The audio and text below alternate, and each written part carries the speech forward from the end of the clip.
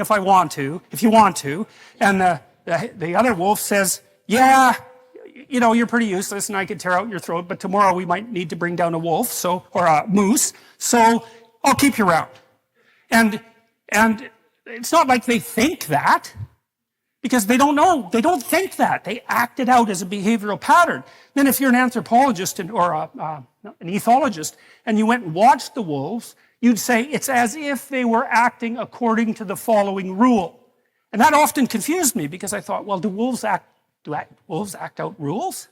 And I thought, no. A rule is what we construct when we articulate a behavioral pattern. Right? We observe a stable behavioral pattern, and when we articulate it, we can call it a rule. But for the wolves, it's not a rule, it's just a stable behavioral pattern. And so we acted like wolf troops or chimpanzee troops, all of that, and for untold tens and perhaps hundreds of millions of years before we were able to formulate that pattern of behavior in anything approximating a story or an image, and even longer before we could articulate it as a set of ethical rules. And I'm dwelling on this. I know I've repeated some of this before, but it's so important because, you know, there's this tremendous push, especially from the social constructionists, to make the case that ethics is arbitrary, morality is relative, there's no fundamental biological grounding in relationship to human behavior, especially in the category of ethics. And I think that that's, well, first of all, it's dangerous, because that means that people are anything you want to turn them into, and you bloody well better be careful of people who think that. And second, I just think that the evidence that that's wrong is so overwhelming that we should just stop thinking that way. I mean, and that's partly why I'm also attacking this from an evolutionary perspective. There's lots of converging lines of evidence that ethical standards of at least of the most crucial sort not only evolve, but also spontaneously reemerge, for example, in the dramatic play of children. So we need to take that seriously.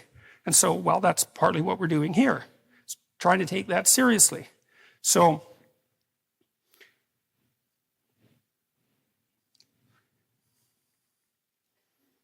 okay, so the idea there, at least in part, was that the father employed the son to generate habitable order out of chaos. I also think there might be something more proximally true about that as well, too, because one of the things we do know, here's something that's cool about men. Men are much more criminal than women.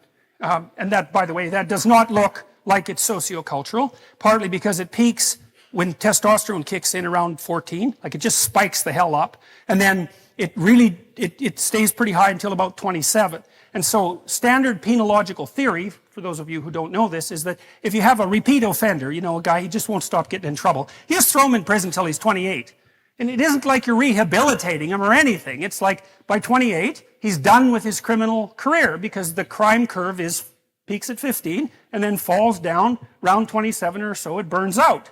And that's often, by the way, that's often when men get married and settle down and stabilize.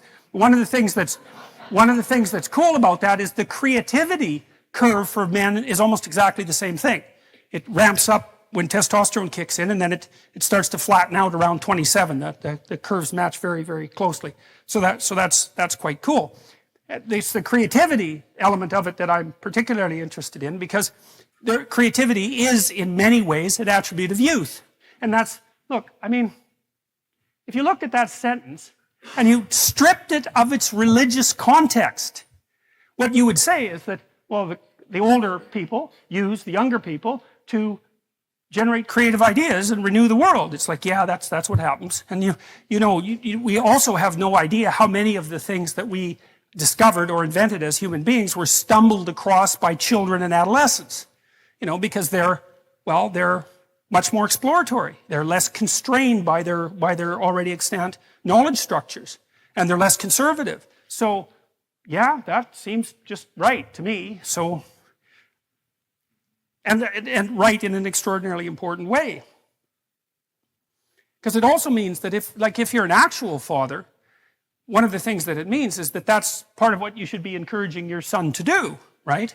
Which is because the role of a father is to encourage. That is clearly the role. And to encourage is to say, well, go out there, confront the chaos of the unknown and the chaos that underlies everything, and grapple with it, because you can do it. You're as big as the chaos itself, and do something useful as a consequence, and make your life better, and make everyone else's life better, and you can do it. And man, that's the right thing to tell. That's the right thing to tell young men. Talking to young women is more complicated because they have more, let's say, issues to deal with, because their lives are more complicated in some ways. But that's definitely the right thing to be telling your son. And one of the things that I've really noticed recently, since I've been lecturing, especially in the last 7 or 8 months, most of my audience has been young men, and I've talked a lot to them about both truth and responsibility. And I think that those are the two things that underlie this capacity. And there seems to me to be a tremendous hunger for that idea. It's not the same idea as rights, It's a very different idea. It's the counterpart to rights. And so it's, life is hard, it's chaotic, it's difficult, it's really definitely a challenge. And so you can either shrink from that, and no bloody wonder, because it's going to kill you. It's no joke, man. Or you can forthrightly confront it and try to do something about it. Well, what's better? And then you say to the person, look, man, you could do it. Like, that's what a human being is like. And if you just stood up and got yourself together, and you'd find out by trying that you can in fact do that. And I do think that that's a great core religious message, as far as I can tell, and I think that's deeply embedded in this sort of idea. So, all right, so this is what I've been telling you. This is something like how knowledge itself is generated. First of all, there's the unknown as such, and that's really what you don't know anything about. And generally, when you encounter that, you don't encounter it with thought. You encounter it like this, right? And that's the first representation of the absolutely unknown. It's something that is beyond your comprehension, and it's terrifying. And because it's beyond your comprehension, you cannot perceive it, you cannot understand it, but you still have to deal with it. And the way you deal with it is that you freeze. That's what a basilisk does, say, to the kids in Harry Potter, right? They take a look at it and they freeze. And that's the snake, the terrible snake of chaos that lives underneath everything. You see that thing freezes you. And that's because you're a prey animal. But at the same time, it makes you curious. And so that's the first level of contact with the absolute unknown, is the emotional combination of freezing and curiosity. And that's reflected, I think, in the dragon stories. The dragon is the terrible thing that lives underground that hoards gold or hoards virgins. Very, very strange behavior for a reptile, as we pointed out before.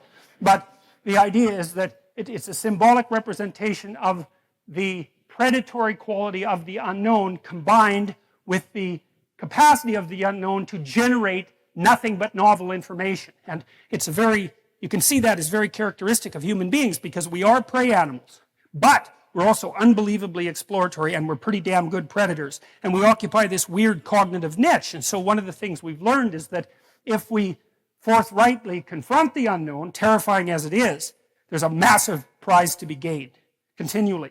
And so that seems to be true, right?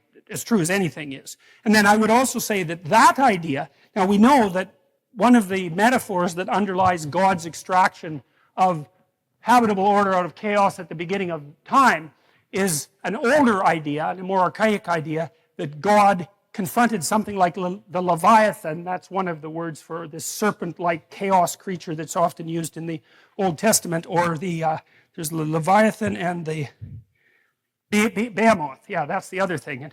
And so there's this idea that I think probably came from the Mesopotamians, that God, either in the son-like aspect or in the father-like aspect, is the thing that confronts this terrible beast that represents the chaotic unknown and cuts it into pieces, and then sometimes gives the body parts to the populace in order to feed them.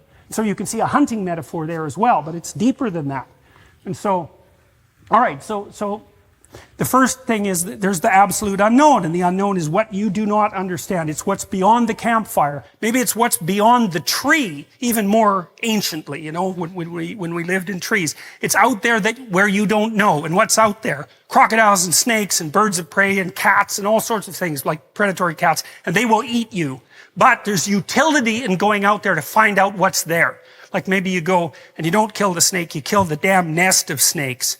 And that makes you pretty popular, just as you should be. And that accelerates your reproductive potential, let's say. And we're descended from people who did that. And so we have this notion about how the world is structured that's deeply embedded in our psyche. Like really, really deeply, way, way down, way below the surface cognition. Way down in the limbic system, in these ancient parts of the brain that are like 60 million years old or 100 million years old or older than that. Ancient, ancient brain structures.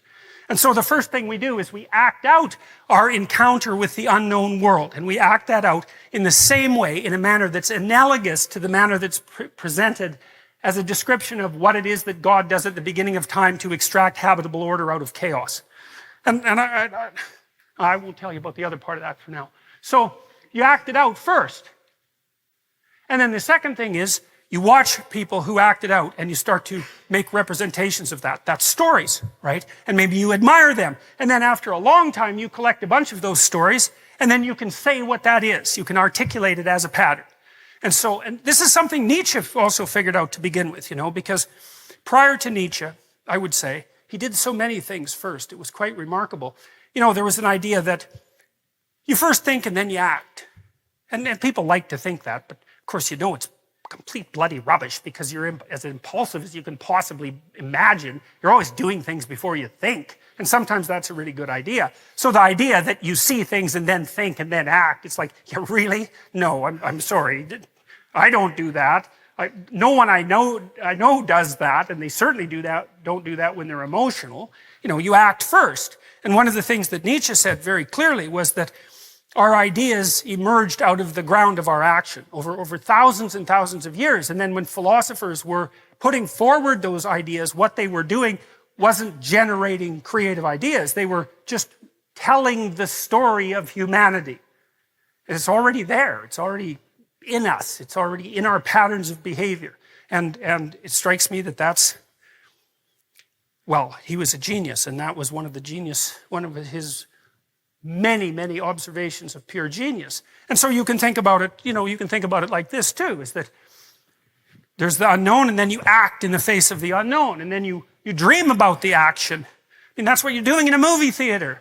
And then you speak about it. And so, you know, and of course, once you speak about it, that affects how you dream, and how you dream affects how you act. It's not like all of the causal direction is one way, because it's not. These things loop. But it's still from the unknown through the body, through the imagination, into articulation. That's the primary mode of the generation of wisdom, let's say. And you can easily map that onto an evolutionary explanation, because the body comes first, right? And then the imagination, which is the body in abstraction, and only then the word. And of course, that's exactly how things did evolve, because we could imagine things long before we could speak. At least that's the theory. So, and I represented it. This is an image from my book, Maps of Meaning. And so the idea is that this is the fundamental representation of the unknown as such. It's half spirit, because it partakes of the air like a bird, and it's half matter because it's on the ground like a snake. And that's what you think is there when you don't know what is there. That's how your body reacts to what's there when you don't know what is there. You know that too, because if you're alone at night, you know, and maybe you're a little rattled up for one reason or another, maybe you watched a horror movie and, you know, there's some weird noise in the other room, it's dark, and you could just try this once. It's like, so you're on edge, you think, you want to turn the light on and go in the room and see. Don't do that. Just open the door a little bit and sneak your hand in. And just watch what your imagination fills that room with, right? And then you remember what it's like to be 3 years old in bed and afraid of the dark, right? And I read a good book on dragons recently that had a very interesting hypothesis about them, I thought. One of the things the guy did was track, I can't remember his name, unfortunately, track how common the image of the dragon was worldwide. It's unbelievably widespread. It's crazily widespread. And he thought that this was actually the category of primate predator. And the predator was, so predator is a weird category, right? Because like there's crocodiles in it and there's lions, and they don't have much in common except they eat you. So it's a functional category. And so this is the imagistic representation of the functional category of predator. And his predator theory was, well, if you're a monkey, then a bird would pick you off, like an eagle. And so that's this, right? And then if it wasn't an eagle, it was a cat, because they climb trees and give you good chomping.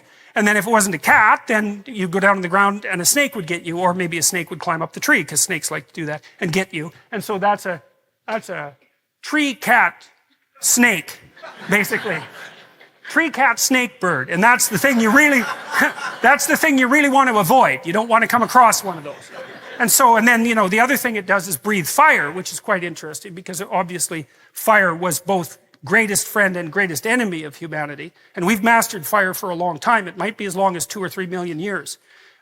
That's what Richard Wrangham, I think it's Wrangham, he wrote a book recently on, I think it was Wrangham, who wrote a book on when human beings learned to cook. That was about 2 million years ago. And cooking increased the availability of calories. You know how chimpanzees are sort of shaped like a big, like they're ugly. They're shaped like a big bowling ball, you know. They look really fat, and they're short and they're wide, and that's because they have intestinal tracts that are like, you know, 300 miles long. And the reason for that is because they have to digest leaves. And so you go out in the forest and like sit there and eat leaves for a whole day and see how that works out for you, you know. They have no calories in them. So chimps spend about, I think it's 8 hours a day chewing. And it's because what they eat has no nutritional value, and then they have to have this tremendous gut in order to extract anything at all out of it. And human beings at some point just thought, oh, to hell with that, we'll cook something. And then we traded our gut for brain, which, you know, more or less has worked, and I think it's made us a lot more attractive as well. So the idea here was that, well, that's the basic archetype of the unknown as such. And then I like the St. George version of this. It's so cool because St. George lives in a castle, and the castle is partly falling down, and it's partly because there's a dragon that's come up to, like it's an eternal dragon. It's come back to give everyone a rough time, which always happens because the eternal dragon is always giving our fallen down castles a rough time. Always. And so then St. George is the hero who goes out to confront the dragon, and he frees the virgin from its grasp. And I would say that's a pretty straightforward story about the sexual attractiveness of the masculine spirit that's willing to forthrightly encounter the unknown. It looks just straight, looks like a straight biological representation to me. And it's a really, really old story, right? It's the oldest written story we have, and that's basically the Mesopotamian creation myth, the Enuma Elish, which basically lays out precisely that story. And so, and it's replayed. I mean, I bet you, the moviegoers among you, especially the ones that are more attracted to the superhero, you know, the really flashy sort of superhero type movies, you've probably seen the St. George story like 150 times in the last 10 years. You never get tired of it because it's the central story of mankind. So you've got the unknown as such, and that is what you react to with your body in the existential terror and extraordinary curiosity are gripping you. And then it's like the unknown unknowns that, who's the politician under Bush? Rumsfeld. Yeah, I think the reason that phrase caught on so well is because he nailed an archetype. There's unknown unknowns and there's known unknowns. And that's the unknown unknown. And you have to be able to react to an unknown unknown because they can get you. And you can't just plead ignorance because then you're dead. That doesn't work. Like, human beings are the sort of creature who has to know what to do when they don't know what to do. And that's very paradoxical. And what we do is we prepare to do everything. That's right. We're on guard. We prepare to do everything. Very, very stressful, but also very engaging and very, very much something that heightens consciousness. And maybe those circuits are permanently turned on in human beings because we also know that we're going to die, and no other animal knows that. And so sometimes I think that our stress circuits are just on all the time, and that's part of what accounts for our heightened consciousnness. So you have your unknown unknowns, and then you have your you have the unknowns that you actually encounter in the world, like the mystery of your romantic partner when you have a fight with them. It's like, well, we're having a fight. So who the hell are you? I mean, you're not the absolute unknown because I know something about you, but you're the unknown as it's manifesting itself to me right now, right? And then there's the known that we inhabit, and then there's the knower. And the known is given symbolic representation, as far as I've been able to tell, in patriarchal form, in the form of male deities. And the unknown, as you encountered, is given feminine form. So we won't get into that too much, but if you're interested in that, you could look at my Maps of Meanings lectures, or maybe take a look at the book. But I think it's a good schema for religious archetypes. I've worked on it a long time. It seems to fit the Jungian criteria quite nicely. It maps nicely onto Joseph Campbell's ideas. He got almost all his ideas from Jung, however. And it also makes sense from a biological and an evolutionary perspective as far as I can tell. And that's a lot of cross-validation, at least in my estimation.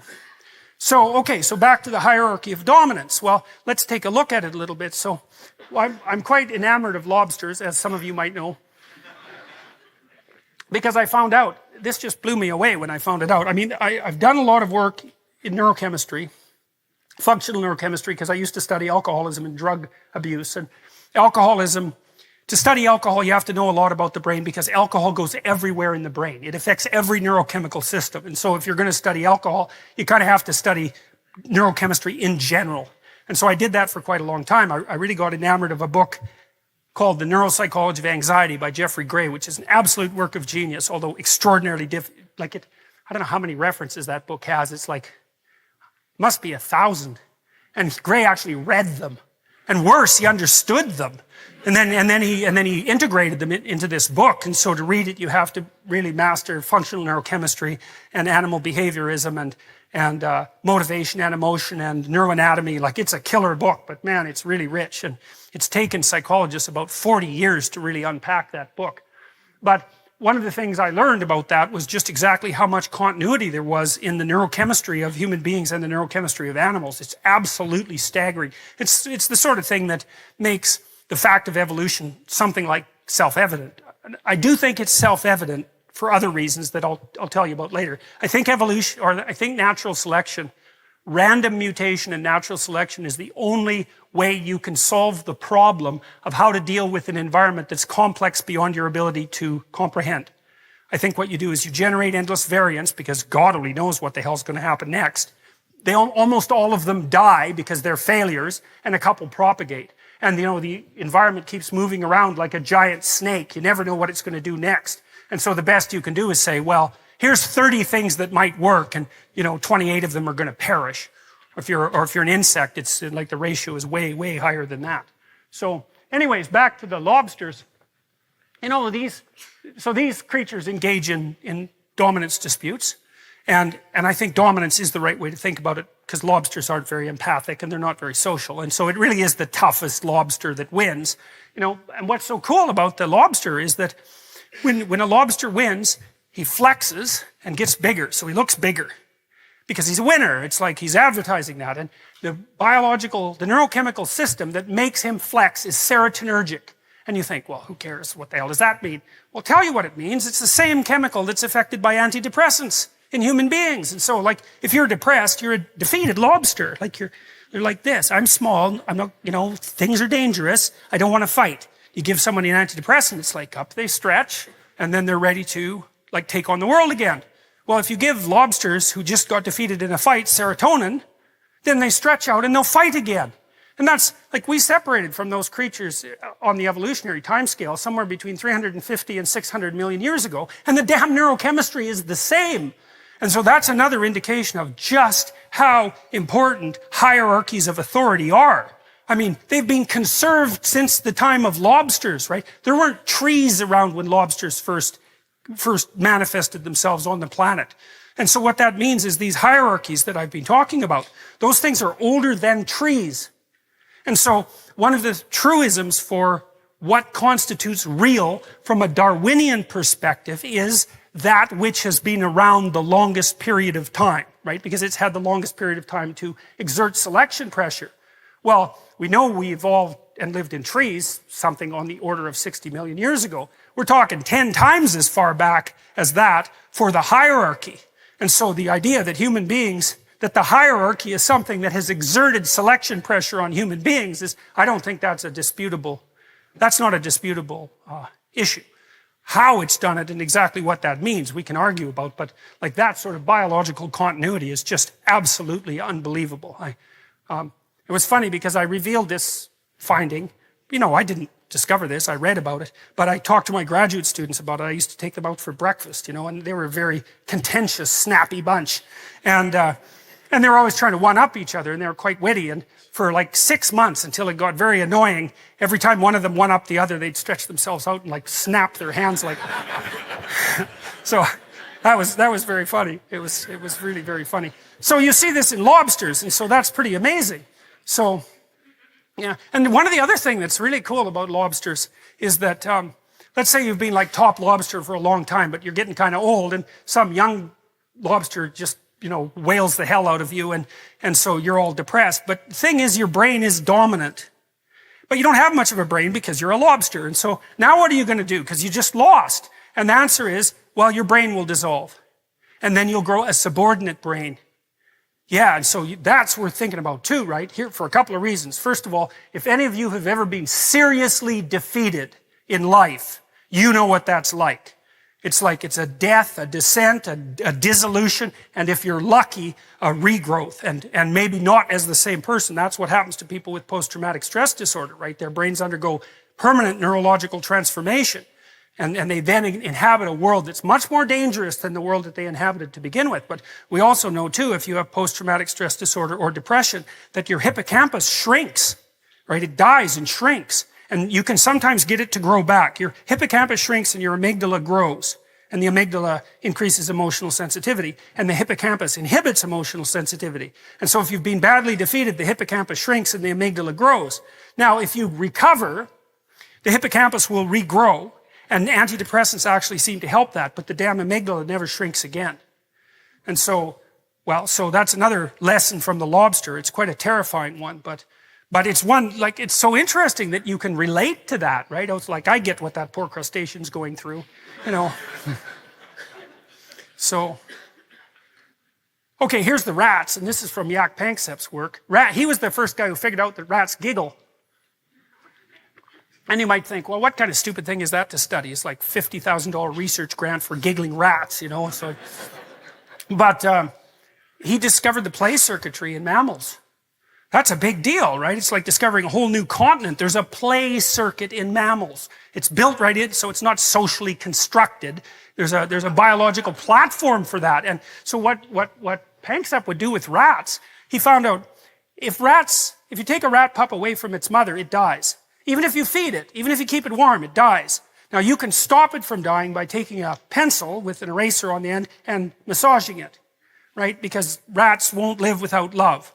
And the same thing happens to human babies. And we saw that in Romania when there was that catastrophe after Ceausescu in the orphanages, where the orphanages were full of unwanted babies because Ceausescu insisted that every Romanian woman was constantly pregnant.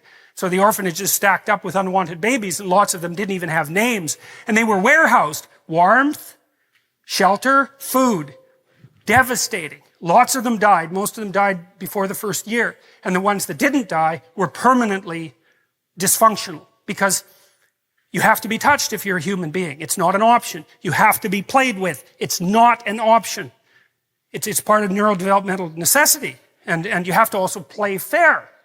So, because otherwise you produce a very disjointed child who isn't able to engage in the niceties of social interaction, which is continual play in some sense and reciprocity. So what Panksepp did with his rats, he noticed that male rats, juveniles, really like to wrestle.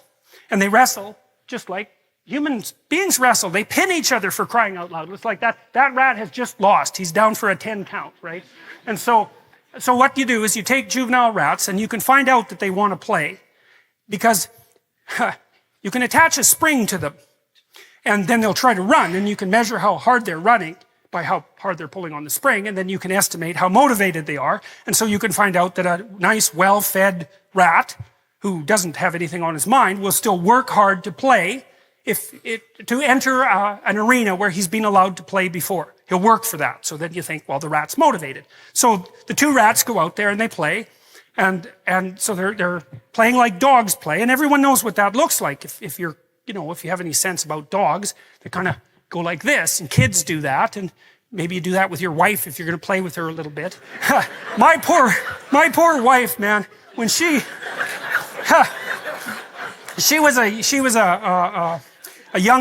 had older siblings, and so she wasn't played with as much when she was little as she might have been. And I used to, like, if you take a pillow, and you go like this 3 times, right? That means look out, a pillow is coming your way. So I'd go 1, 2, 3, whap! And she was completely dismayed at me. It's like, what do you do that for? And I thought, well, I eventually taught her that rule. The other thing I used to do... The other thing I used to do, is sometimes she'd come at me like this when we were playing around, and I'd grab her wrists and I'd knock her hands, her knuckles together, and she used to just get completely annoyed about that, and I thought, right? That's what you do. You just open your hands. Well, she didn't know that either, so she hadn't been played with enough when she was a little rat. And so, Anyway, so you let the little rats go out there, right? And so let's imagine one of them is 10% bigger than the other. And so the 10% bigger rat wins, because 10% is enough in rat weight to ensure that you're going to be the pinner rather than the pinnee. Okay, so that's fine. So the big rat pins the little rat, and now the big rat is the authority rat. And so then the next time that the rats play, the little rat has to invite the big rat to play. So the big rat's out there being cool, and the little rat pops up and, does the whole will you play with me thing, and the big rat will deign to play with them. But if you pair them repeatedly, unless the big rat lets the little rat win 30% of the time, the little rat will not invite him to play. And Panksepp discovered that. It's like I read that just blew me away. It's like, that is so amazing, because you see, well, first of there's an analogy to Piaget's ideas about the emergence of morality out of play in human beings, so that was very cool. But the notion that was built into rats at the level of wrestling was, and they're deeply social animals, right? They have to know how to get along with one another. And most of their authority disputes, dominance disputes, you don't want them to end in bloodshed and combat. Because, if you're rat 1 and I'm rat 2 and we tear each other to shreds in a dominance dispute, rat 3 is just going to move in. It's really not a great strategy. And so it'd be better if we could settle our differences, somewhat peacefully. And so rats, anyways, Panksepp figured out that rats play. And not only that they play fair, and they seem to enjoy it. He also figured out, this was really cool too, that if you give juvenile rats attention deficit disorder drugs, Ritalin, suppresses play.